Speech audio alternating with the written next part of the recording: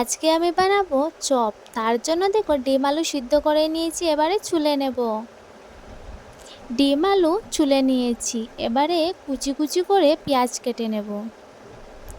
কুচি কুচি করে পেঁয়াজ কেটে নিলাম। এবারে আলুটা অল্প একটু আমি ভেঙে দেব, তারপরে আলুটা বেজে নেব। প্রথমে দেখো আমি এখানে পেঁয়াজটা ভালোভাবে বেজে নিয়েছি। এবারে সিদ্ধ করে রাখা আলু দিয়ে দেব। আলুটা দিয়ে ভালোভাবে নাড়াচাড়া দিয়ে তারপরে একে একে সব মশলা দিয়ে দেব। প্রথমেই দিয়ে দেব আমি হলুদ গুঁড়ো, তারপরে দিয়ে দিলাম লঙ্কা গুঁড়ো, তারপরে পরিমাণ মতো লবণ দিয়ে ভালোভাবে ভেজে নেব। আলু দেখো ভালোভাবে ভেজে নিয়েছি, আর ডিমটাও কেটে নিলাম। এবারে আলুর মধ্যে ডিমটাকে দিয়ে ডিম আকারে সবকটা বানিয়ে নেব।